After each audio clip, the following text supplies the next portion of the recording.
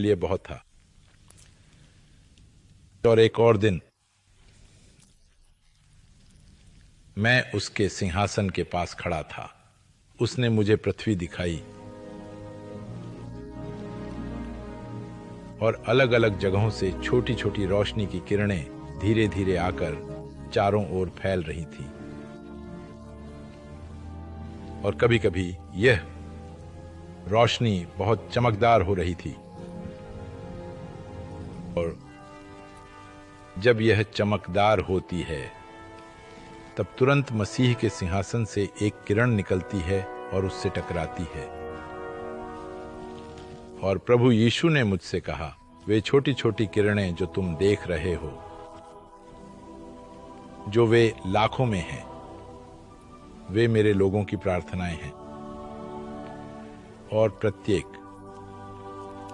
किरण का मतलब है एक व्यक्ति या परिवार की प्रार्थना, लेकिन यह चमकदार रोशनी जो आ रही है वो लोगों का एक समूह है जो एकता में वे प्रार्थना कर रहे हैं। क्योंकि मैंने कहा है कि यदि तुम में से 2 जन किसी भी बात पर सहमत होते हो तो वो मेरे स्वर्गीय पिता द्वारा किया जाएगा।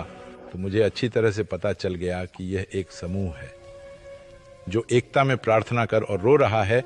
और उसने मुझसे कहा, जब तुम इस रोशनी की किरण को, उस रोशनी को छूते हुए देख रहे हो, वे उसी क्षण मेरी उपस्थिति महसूस करेंगे। क्योंकि मैंने कहा है कि जब 2 या 3 मेरे नाम पर इकट्ठा होते हैं तो मैं उनके बीच होता हूं। तो असली मसीह स्वर्ग में है, लेकिन आप उसकी अद्भुत उपस्थिति को महसूस करते हैं। आपको ऐसा लगता है जैसे वह वहीं उपस्थित है। इस तरह की साधारण प्रार्थनाओं के पीछे आध्यात्मिक दुनिया में बहुत कुछ है।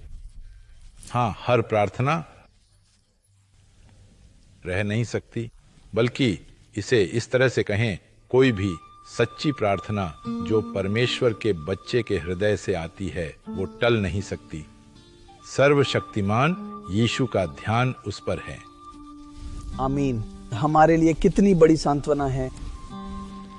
और एक और बात, जब प्रभु यीशु मसीह स्वर्गीय सिंहासन पर विराजते हैं तो वहां लाखों और लाखों और लाखों स्वर्गदूत होते हैं। और मैं हैरान था, एक ही पल में 10,000 स्वर्गदूत चले गए, एक पल में इधर, और 10,000 चले गए। वे उस जगह से जल्दी जाते हैं, वे अचानक चले जाते हैं। तो मैं सोच रहा था कि वे क्यों और किस वजह से जाते हैं। वे जल्दी में आते हैं, जल्दी में चले जाते हैं, क्यों? फिर प्रभु ने मुझे विस्तार से समझाया कि एक ही पल में उन्होंने 10,000 लोगों की प्रार्थनाओं का उत्तर दे दिया है।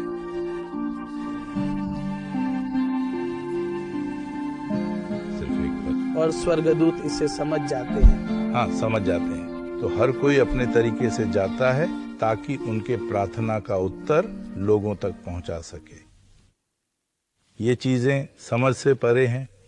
आपके सभी कंप्यूटर मिलकर भी यह नहीं कर सकते। पूरे विश्व के सभी कंप्यूटर मिलकर भी यह नहीं कर सकते। तो ये आपके लिए यह कैसे संभव है? लेकिन वह एक अलौकिक परमेश्वर है।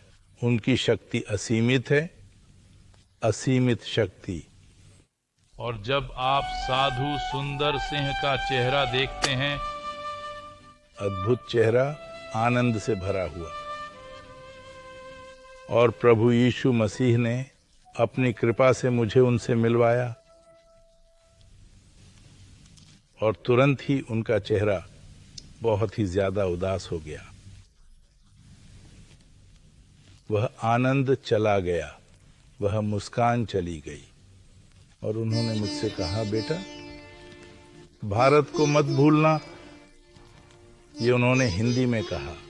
दुर्भाग्यवश मैंने कुछ हिंदी सीखी जब मैं एक शिक्षक था, और एक समय में मैंने पूरे राज्य में हिंदी में प्रथम स्थान प्राप्त किया था।